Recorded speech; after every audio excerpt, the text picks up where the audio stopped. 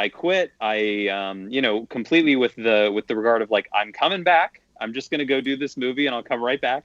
And so I went, I did the movie, and they never bothered me. They never, they weren't on time. They gave me all the freedom I needed to go and kind of pursue this creative endeavor.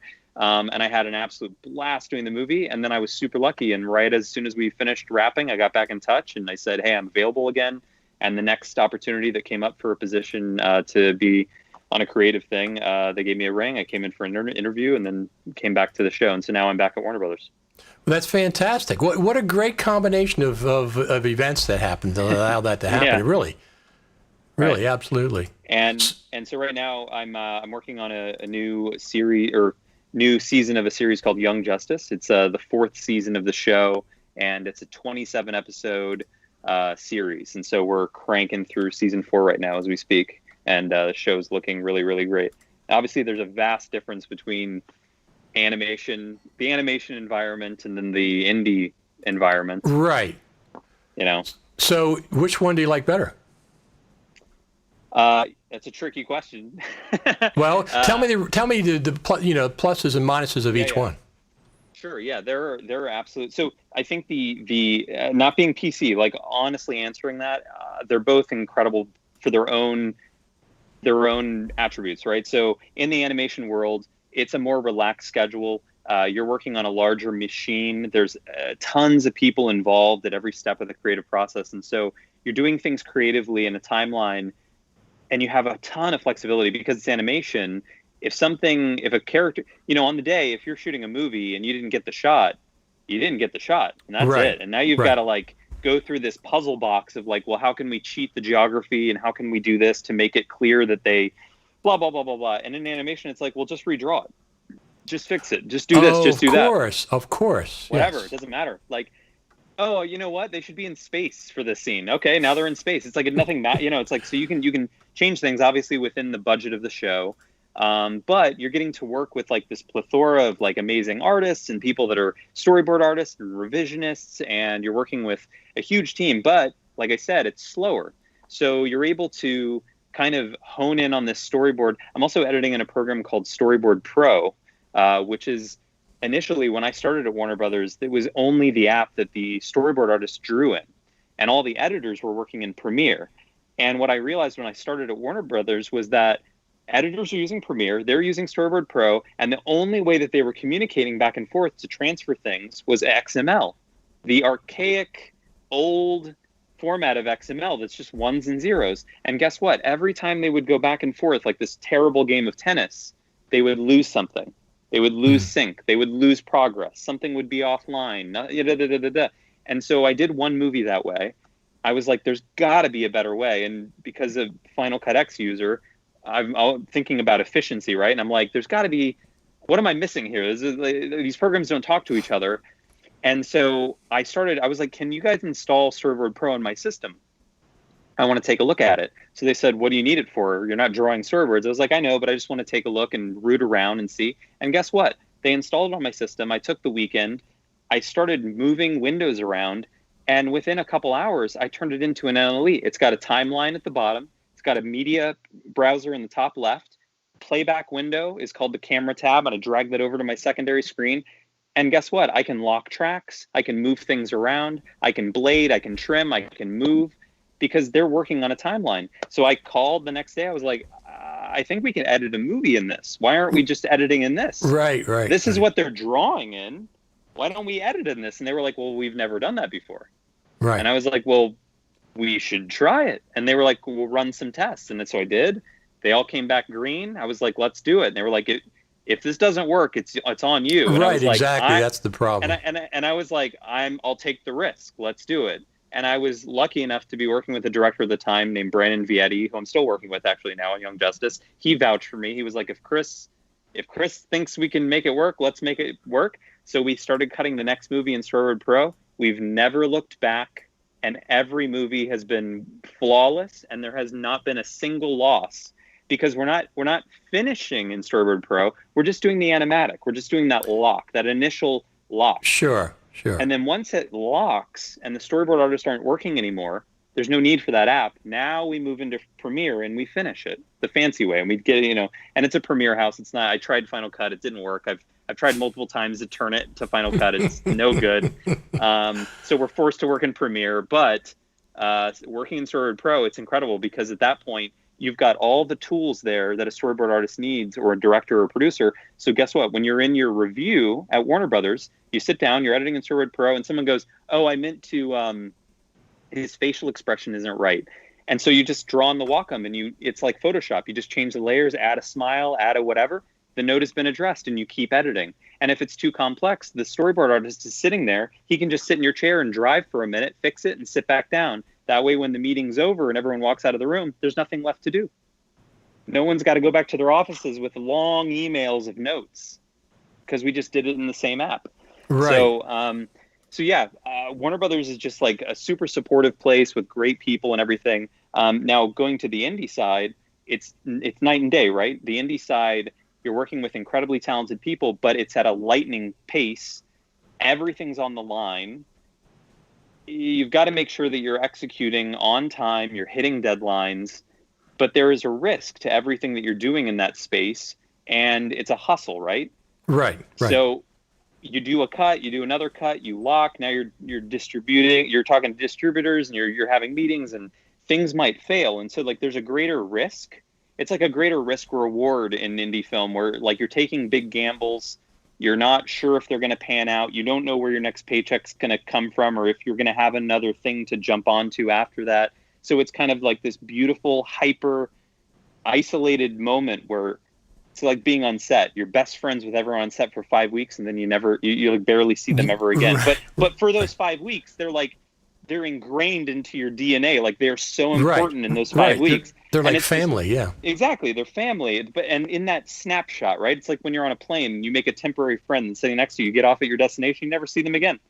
But you'll probably remember that conversation forever. And so, yeah, I don't know, they're two completely different things. It's like being on a tightrope.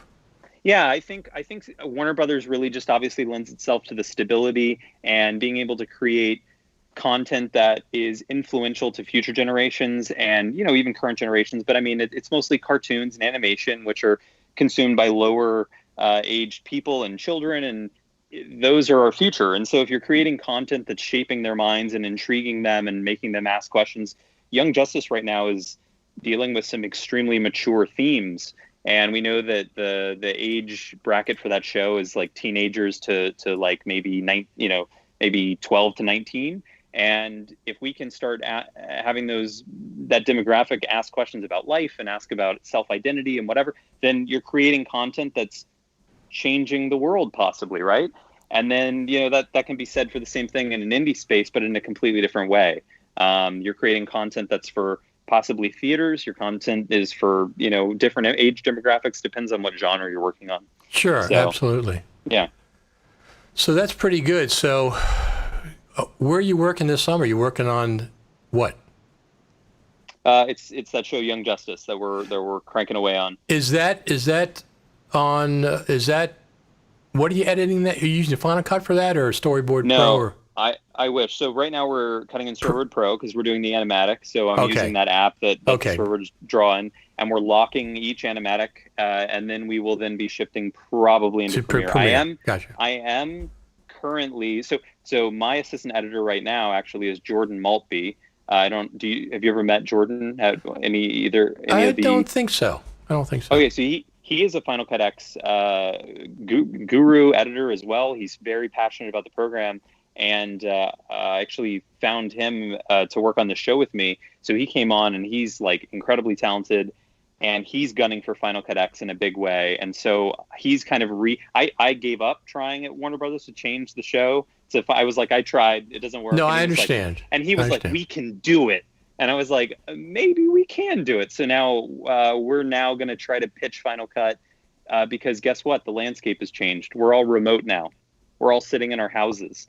The previous thing of why they didn't want to use it is, well, if you're sick and you're out or you go on a trip or you're unexpectedly quit, we're screwed because we don't have anyone that can use this app.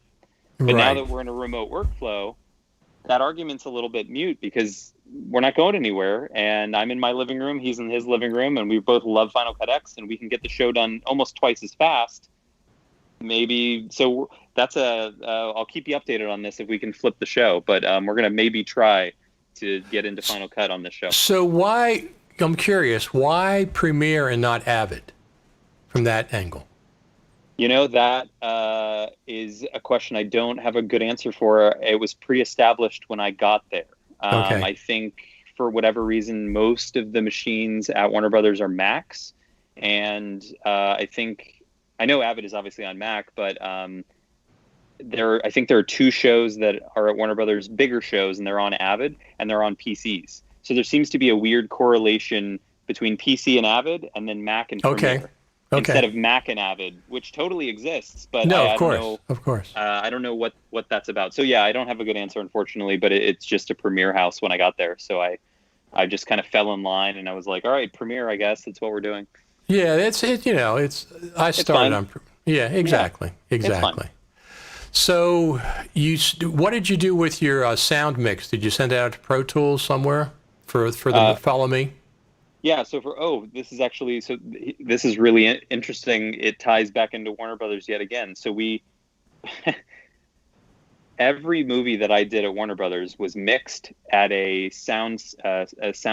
post house called Atlas Oceanic. They're located in Burbank, and they are phenomenal.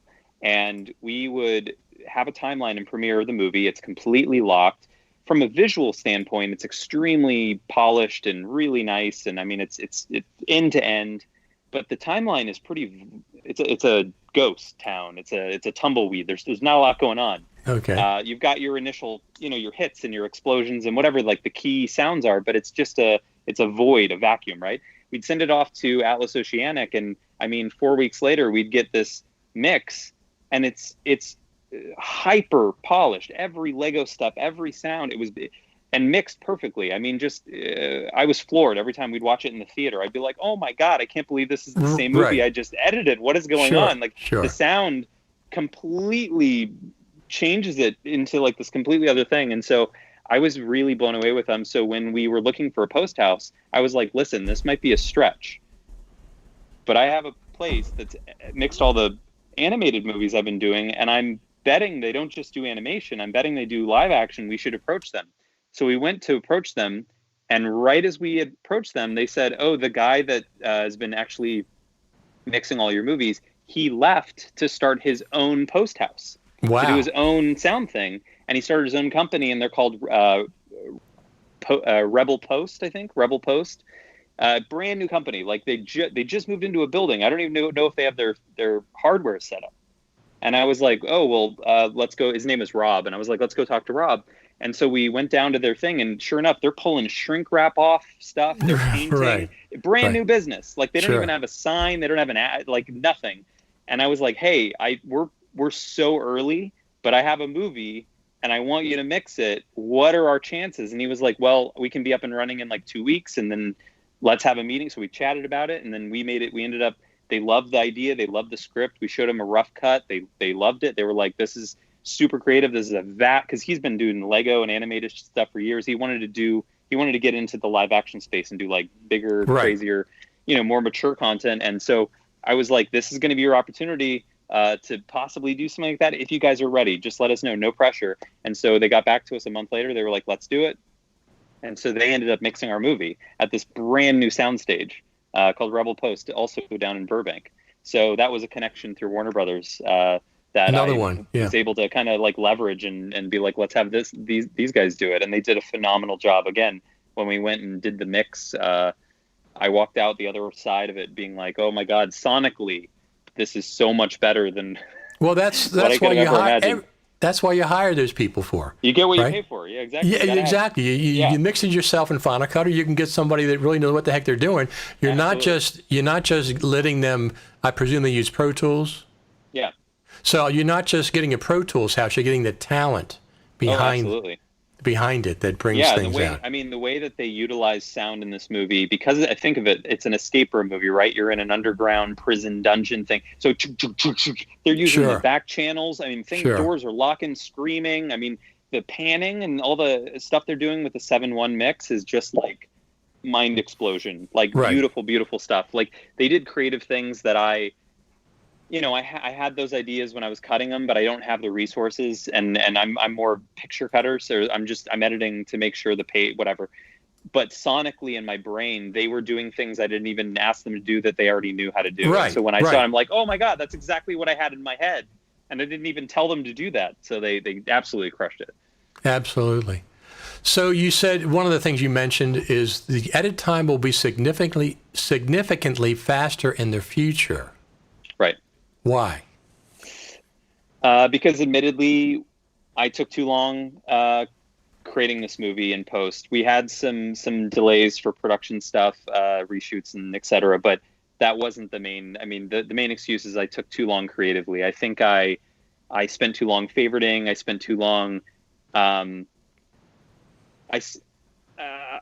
get in my own way sometimes when I'm editing with being a perfectionist, where I instead of just doing a 100% across the board tightening edit, I do like the slow steamroller approach where everything is perfect, slowly, perfect, slow. And I know everything to the left is perfect, but everything to the right is like vomit-inducing terrible. Right, and I have, right. and right, You not that have the to. movies, you know what I mean? And Yes. and that's not efficient, right? It feels good for like OCD parts of my brain of like everything must be perfect all the way down the timeline.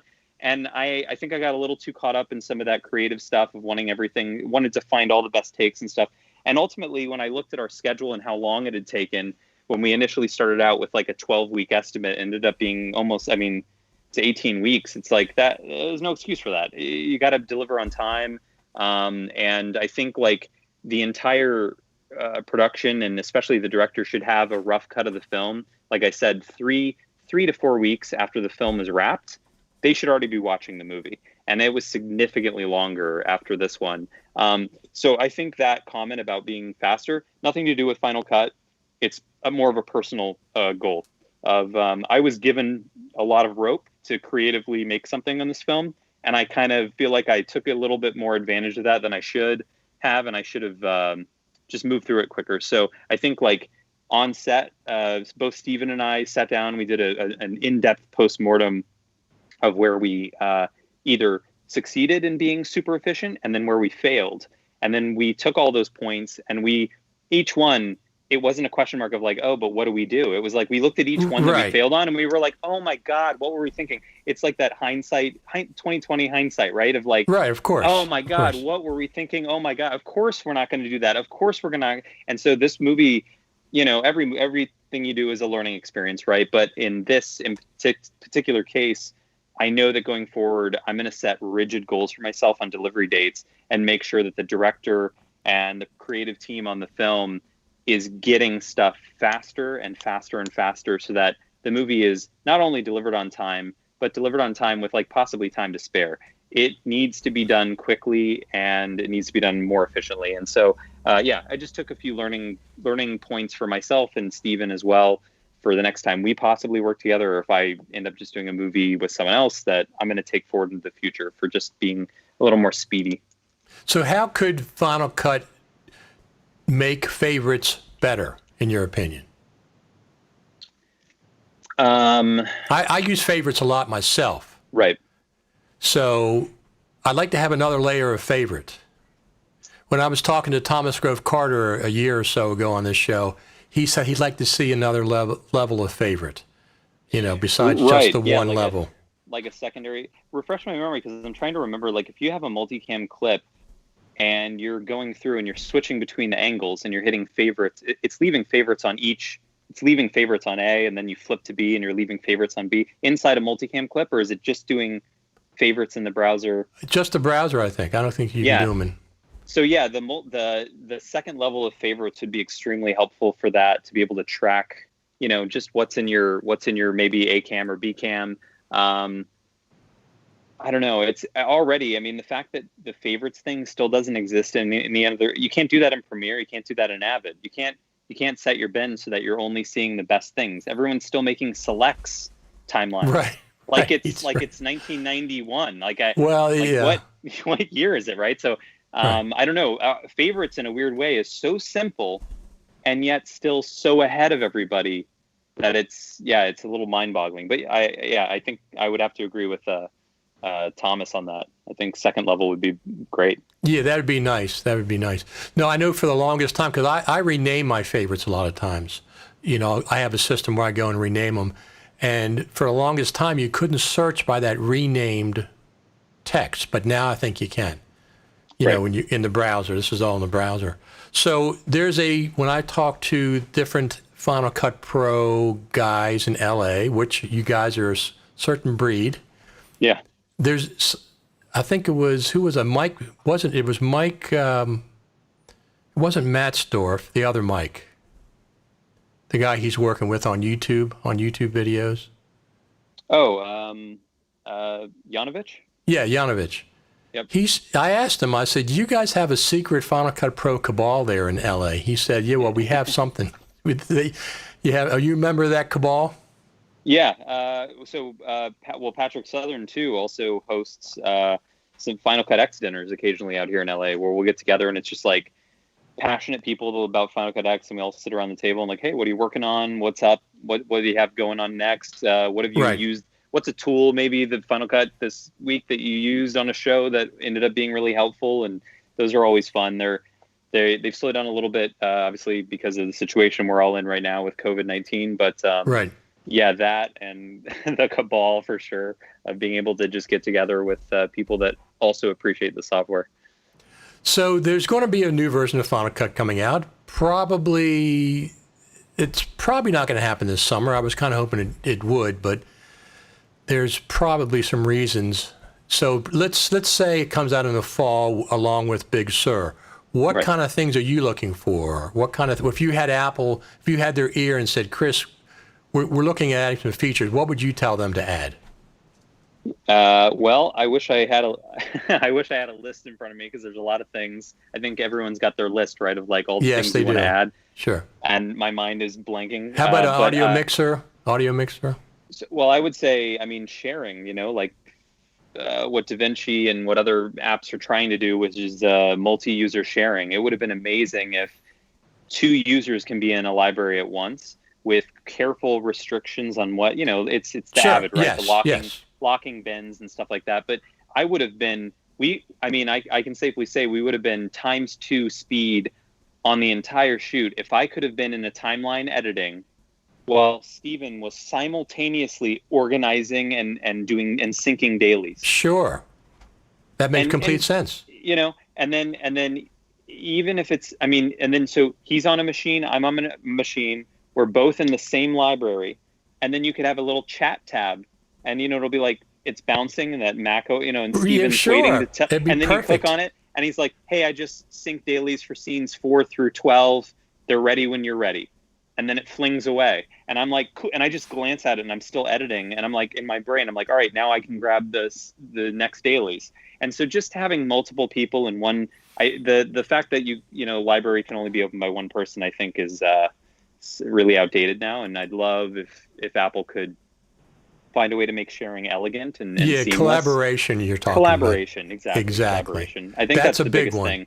Yeah. That's absolutely a big one. There's a tiny little feature that's in Resolve. I forgot what the button's called, but it's an audio mix thing. But when you click it, it's like a client reduce volume button. Okay. Where, like, let's say you're in an edit session and you got someone on the couch behind you, and you're you're playing the movie and it's super loud and it sounds great, right? But then they take a phone call or they have a comment. It's this button in DaVinci, and it's just sitting there, and you click it, and it just lowers the dB of your sound by like whatever your preset is. Yeah, like exactly. -25. And you just click it, and the movie's still playing, but the volume has gone down significantly, and you're like talking and having a chat, and then you just unhit that button and keep going. But instead of like turn down the volume, turn it back up, where was the point we were at? Sure. Or if you do the pop, pop, pop, pop with the volume keys, it's just really annoying. So I would love like a volume gate, basically. I have that on my audio interface. It's called dim. Dim, that's what it is. Okay, there you go. So you just hit the dim button. Like you said, it's a preset. You can lower it 15 dB, 20 dB, 25, whatever you want. Hit it, lowers it, hit it again, it's back to normal. So I guess for me, it's put a dim button in the software, as opposed to, because for people that don't have a complex audio interface and just have speakers attached, they're SOL, right? So like put a dim button with a keyboard shortcut so I can just quickly reduce the volume. That would be really helpful. One of the things that I've talked about with Final Cut all these years is they don't have a master volume control. Right. You don't have one. I mean, it seems like after 9 years they would have some kind of an audio, whatever they're going to do with audio lanes and mixing and stuff, but there's no master volume control. Same kind of thing. You hit a button to dim it, hit a button to mute it, hit a button to put it back. So. It would also be nice if they could introduce an intelligent audio or a dialogue ducking system. I know it's pretty easy to do keyframe, like you do a range and drag down, right? It takes a few seconds. Manual, though. But it's manual. But to be able to just hit a button and it automatic, and it knows because of the roles that, what your dialogue is, and it just intelligently reads the waveforms of dialogue, the levels that the dialogue are at, and anything that's under it, no matter how many things you got going on under there, it lowers them all by a certain amount that you say, like -6, -2, negative whatever. And being able to just click a button and it auto ducks everything, that'd be great for like documentary work, trailer editing, so that, just some more like intelligent stuff of like keep getting the manual work away from it and just auto. So even if it gets you 80% of the way there, you can fine-tune it later. Yeah. Did you watch WWDC, the Final Cut Pro portion? I did. Yeah, I thought their WWDC video was incredible, and I quite honestly don't want them to go back to the way they were doing it. I have to agree with you. I was dubious without a live audience, but it was very, very. It's probably one of the best ones they've ever done because it shot so well. The production value is through the roof. They did a great job with handing it off, and and they had that great theme of like, we haven't been on the Apple campus, right? Like, we haven't been in that spaceship building. We keep going to the summit. We keep trying to go there, and they keep being like, come to our gift shop that's nearby. But they won't let us go into, and it's like, it's so frustrating. It's like, take us to the mothership. We're ready to go into this building. Let's go check this crazy building out. And now we have COVID, so. Right, and now we have COVID, so we're screwed. But I love the theme of that WWDC because you haven't been in that building, but they had the theme of like, you're going all over the campus in fast forward motion. And even though a lot of the locations were fake, but because they're going underground and stuff, but you got a kind of a cool sense of the theme of like, welcome to where we work. Here is, let's fling it over to our R&D lab. And the camera flings over to this other building or flings over to this guy to the Apple Watch. I love that stuff. It was great. So there was, it was disappointing last year when the Creative Summit for months said we're going to go to the actual Apple campus. And then 2 weeks before the event, Apple pulled the plug on that. Right. I don't know why, but they did. So that was it's always good to see them at the One Infinite Loop and everything, but we wanted to go to the Spaceship campus. But there was somebody who posted a video. It's down now, but there was a video of somebody going into the Spaceship campus in the parking lot, and he filmed the whole thing. Oh. And I grabbed a copy of that before they took it down. Right. So that's pretty cool. It's an amazing place. Did you happen to see the video they just put up on YouTube? I think it was a week ago or maybe 2 weeks ago, and it's a little short film by Apple, but it says I think it's like this whole working from home thing, like quote unquote, and it's a little short film. This team of people struggling to meet a deadline. That film is fantastic. Like it is. It's such a good such a great representation of what we're all doing right now. We're just scrambling around in our homes, and it's madness. Absolutely. So we have a couple. We've had a lot of questions and not comments and stuff. So we got one from Mads Nielsen. Yes. It says, Cris, the collaboration you're talking about, assistants feeding your library with new clips, and we cracked workarounds to accomplish this and are doing. Let me add that back. Doing it on a daily basis on multiple television shows here at Metronome. Now I know there is some kind of an app that Mike Matzdorf was involved with at one point, that allowed you to have two libraries open. One is a read-only. Yeah, it's like Arctic White or something. One of their things. So I presume that's there. But when we talk about these things, we want these things native in Final Cut. That's one of the things. There's a place for third party like plugins and titles and all that stuff. But when they talk about Final Cut on the iPad, how are they going to? I got 1,000 plugins. How in the world is the iPad going to access my plugins? And they got to be rewritten for iOS. Yeah, and I don't know. There's something really beautiful about just having, not that it's an advantage, but just having that vanilla install of Final Cut X. You just know that it's stable. You know it's fast, and the more plugins I start installing, and the more cluttered things start feeling, and it could be a No, like I a understand. placebo effect, but I feel like Final Cut gets bogged down, and so I try to keep my plugins like super minimal, which is frustrating because there's a lot of great stuff out there, especially all the motion VFX stuff. I love all the motion VFX plugins, like MFlare 2 and stuff, but I try, like when I start installing too many, at a certain point I get frustrated and I just wipe and reinstall Final Cut Clean, and I'm like, I'm just going to start fresh again because I can't keep track of all this stuff. One of the things that I do when I have a new version of Final Cut, a major version, is I will make a copy of the Motion Projects folder. Right. So I can go back and compare. I have a pristine copy of that. The one of the things I like to see in Final Cut is the ability to organize those plugins inside of Final Cut. Drag and drop into folders, rename the folders. It's like you can in the browser, but you can't, right? You got to go into the Finder level, or you got to save in Motion and save a new copy one at a time. So I'd like to be able to drag and drop, organize, and then you could just get rid of stuff maybe that you're not using, put it in a separate folder. Because I do that with audio plugins. Have you had a chance to try out ArcX yet for archiving? I think I have that. I usually buy all these apps when they come out, but I don't know if I've used it yet. So it's ARC-X, and it kind of replaced that, whatever the last backup thing was, app like X Works for X. It replaces that. It's a different company, but the cool thing about ArcX is it'll archive your project. It'll only take whatever media you use. So if you've got 40 hours of footage, but you only use 12 minutes of it a timeline, it's only going to archive those 12 minutes. It's going to do a hyper small archive, but then it's going to replicate your fonts folder, and it's going to replicate your motion folder, and it's going to replicate your plugin folder. And it's an all-encompassing archive, so that if you ever open that on any other machine, it'll throw all the things you had at the time back to where they need to go, so that when you bring it up, nothing's missing. Right. So it doesn't just back up your timeline, it backs up your fonts, everything, all your motion stuff, so that everything comes back. It's great. So Mars, Mads says, obviously it would be great to have this natively and more efficiently, but by harnessing the power of FCPXML, you can actually do this on a greater scale.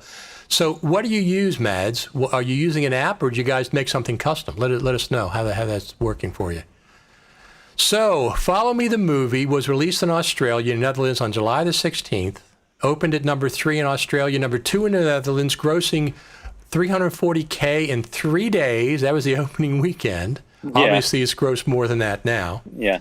More countries coming in the weeks and opens in the Middle East next month. U.S. release date TBD. Are you releasing it in theaters first in the U.S.?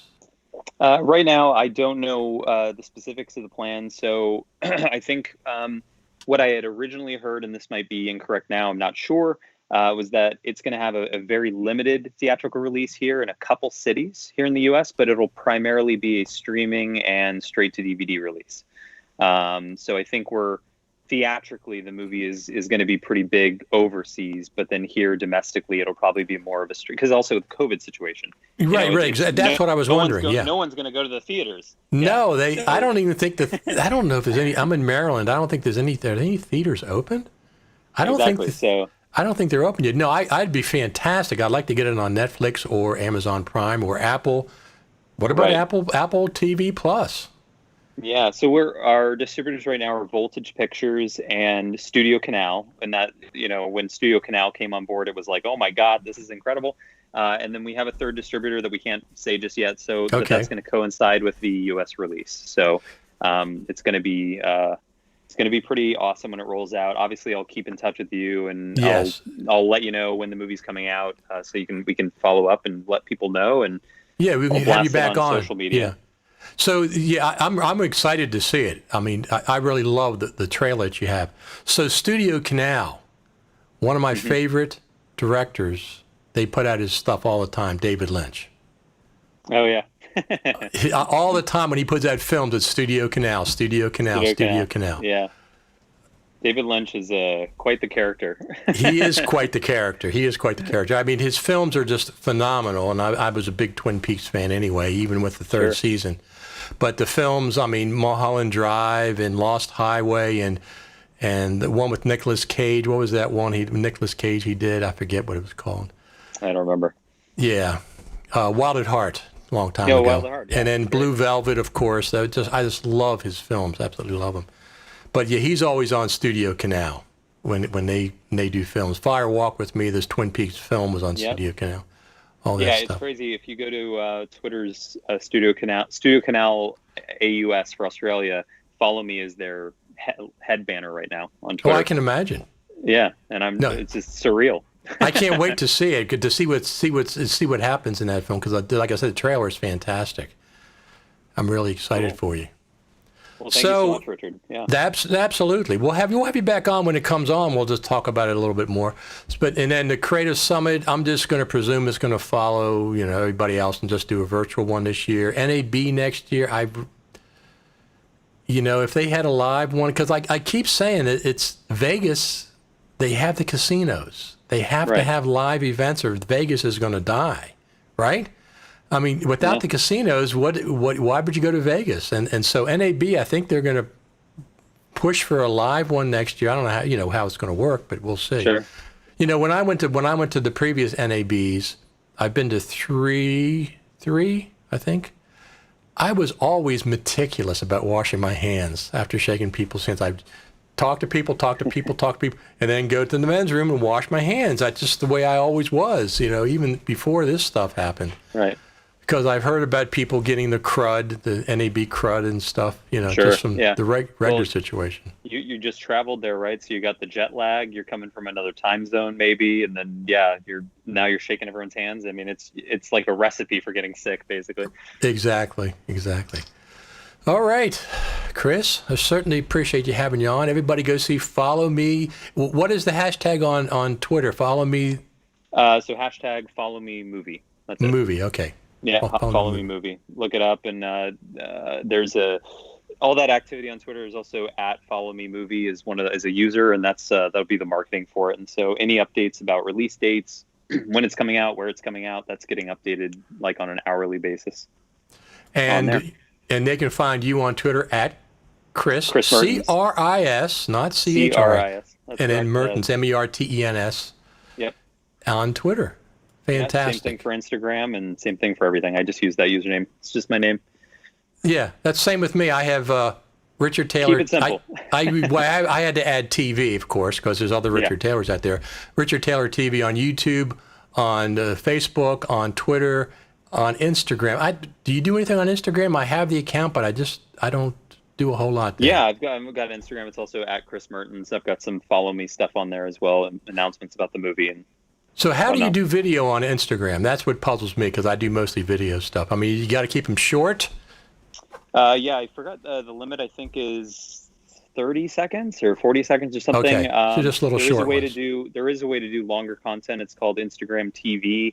I'm not entirely sure how that works. I got to look into that because when we post, we're going to possibly have another trailer coming out soon for the film to coincide with the U.S. release. And when I post that, I'm going to have to do it on Instagram TV, and what that ends up being is it'll post like normal and it starts playing and it'll hit that limit and then it freezes and it goes keep watching ?